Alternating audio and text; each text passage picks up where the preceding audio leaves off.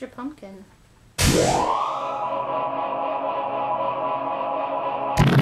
Behold, the thing that rambles a lot. I've been wanting to make this video for a really long time. Somewhere in September, like middle of September, Jess and I decided that we wanted to do IVF.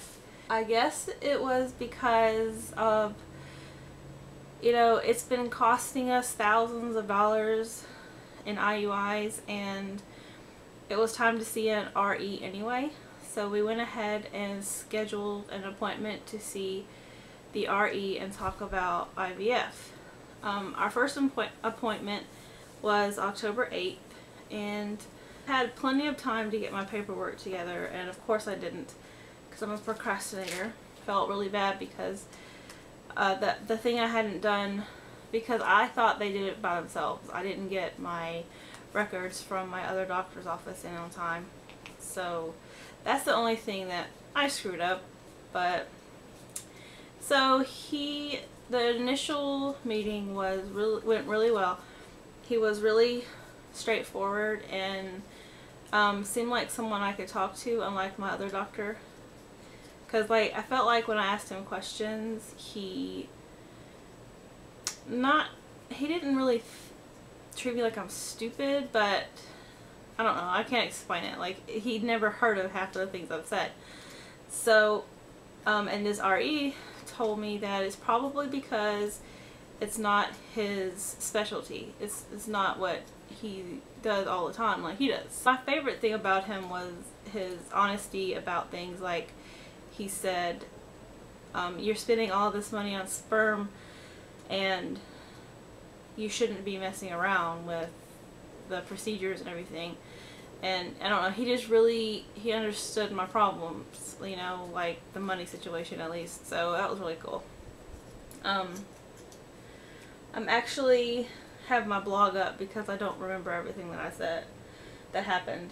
One thing I thought was funny was he kept telling me how young I was. He kept calling me young. I'm 34. I thought that was on the verge of being too old, but I guess with the people that he sees usually it's pretty young. And he wanted to check my ovarian reserve to see what that looks like. And I got 7 vials of blood taken. And Jess didn't like that. She does not like needles. Well, she doesn't mind needles, but she doesn't enjoy blood coming out of the body, I guess, which I think is pretty cool looking. But anyway, I'm weird.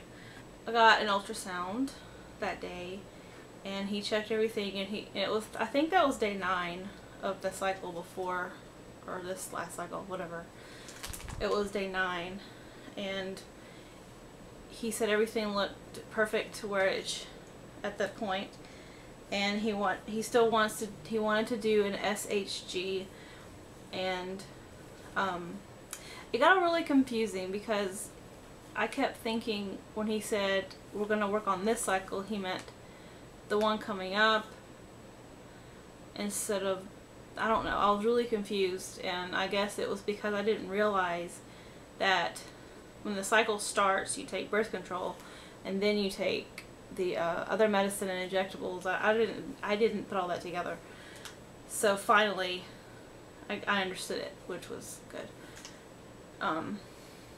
So everything looked good.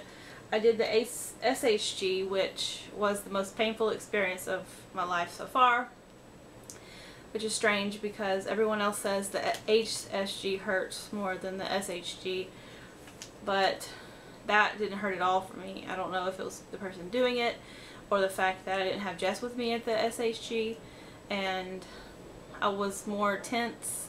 I don't know, but it was extremely painful. I came up off the bed. It was bad. But my uterus is perfectly fine. He said everything looks completely normal. So that's exciting.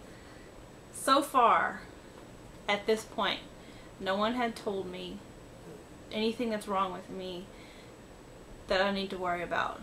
So I was like really excited that we were about to start this journey to IVF and nothing was wrong. Then we went I went to, oh, the day of the, so many initials, SHG, that day, he wanted to talk to me too. So Jess didn't come with me to this meeting because we thought I was just getting my test done and I'd leave, and she didn't want to leave work for that. So I went by myself. And actually what happened was he wanted to talk to me. And he said that my A1C level was too high. He said it was pre-diabetic. It wasn't really high. It was 6.2, and I think that's like barely too high. I've seen two different levels, and I don't know which one it is, but he said we have to get that under control before I start. So we couldn't do that cycle, which was crazy because when he said the first cycle, he meant I was on day 11. He meant that cycle, like I was going to start my Lupron and all that, and I was like, that's crazy. I don't want to do all that. There's no reason to rush it. So I've been taking metformin for, yesterday started the third week. I'm taking 1,500 milligrams now. I worked my way up from 500 to 1,000 to 1,500, and then next Monday I take 4 pills Monday, and that's it, and I'll be done. And then they're going to recheck my levels. I've also been dieting, trying to watch better what I eat. I mean, we've already been eating better, but of course, you know, you have those few days or weeks or whatever where you eat badly, and it was not good. So I think I'm doing pretty well. I've lost 5 pounds, which isn't a lot, but you never know what could help your levels like that. So if that's under control, I'm really hoping we can start with this cycle. My metformin makes me extremely sick. Every day I get sick. Everybody says that it will go away the more you take it, but hopefully I'm not taking it that much, so it's just going to be bad for the next week. My sister's been taking it for a really long time, and she's always sick, so I guess it's just part of it. I'm sorry, the dogs are staring outside, and I'm trying to see what they're looking at. Oh, people. I should literally be starting my period any minute. Today was the day I kept telling him I'll start. Today is it's day 28, 29, and it's the 28th of October, so isn't that neat? We talked about the financial aspect of it, and I don't mind telling you how much it costs because I hear a dog barking. I hope it's not one of mine. Yeah, it is. We have these folders that they gave us. One of them has mostly financial stuff and consent forms. So basically my camera stops recording when it thinks it's been too long, so I've been rambling. I have no idea where I let that video left off, but just in case I didn't get it in the other video, I'm calling as soon as I start, and I'm going to get on birth control, and I'm going to get my calendar and all that. I am really excited about this IVF thing.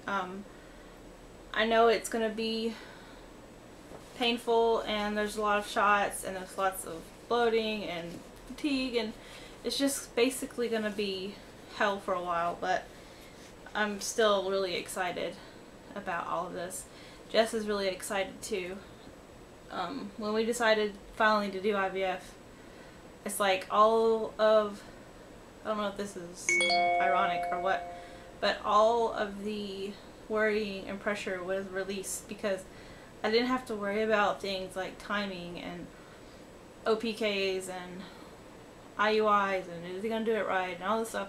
I don't have to worry about all of that. All I have to worry about is it implanting and resting and being happy and stress-free.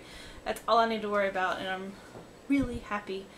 And I don't know if I've said this or not, but I'm excited. I'm trying to get Jess into these videos. I needed to mention that the reason why Jess isn't in these type of videos where I talk to the camera, she's really shy, not shy, but she feels awkward talking to a camera, and I don't blame her because I did at first too, but it kind of gets like, I think it's because I watched so many other videos online that it's normal looking to me. So she's not like, it's not like she's not interested in all of this. She just doesn't like to be on camera. I was trying to get her to do a whisper challenge, which would be so funny because we do that kind of stuff all the time anyway, and be hilarious. But she said, can we do it with no camera? So I think the only way I'll get her to do it is if I hide a camera, and then she'll probably be mad at me, so probably shouldn't do that. I do have something, a new thing to do is I have all of these extra pregnancy tests that we bought from Amazon, the Wanfo ones. Let me go get them. I have 2 packages of these Wanfo tests. I haven't counted them yet, but there's quite a lot in there. So we're not going to need them because, of course, with IVF, if anything, I'll be testing once, if at all. So I don't need any of these. So I was thinking about giving them away to someone who needs them or wants them. They're just wasting away. They expire in June 2015, so I don't know if you guys have any ideas about, like, how do I pick who to give them away to, or I don't know, maybe doing a Q&A and I'll pick somebody random and ask the question maybe. I don't even know, we don't get a lot of comments, so I don't know who really watches everything. So maybe if I do a Q&A, if you want to go ahead and ask questions today, leave them down below in the comments, and I'll pick somebody random, and then I'll make Jess do the Q&A. I guarantee you I can make her do that. I'll just pick some random people who ask questions, and I'll give the pregnancy tests away. Leave a question below, and anything about us. I'm pretty open about everything about myself. And I don't know about Jess, but I think she'd be okay with it. So ask anything you'd like to know about us, our process, our journey so far, which has been, ironically, 9 months so far. So this has probably been an extremely long video, so I'm going to stop it now. Subscribe if you'd like to see more of us, and comment and like us and everything that's supportive of us. It really helps me make more videos, because like I said, Jess isn't really into it, so it's just me, and it's hard for me to feel like making a lot of videos unless people comment and, you know, interact with me, and eventually Jess. That's all for now. I hope everyone is well. I'll talk to everyone later. Bye.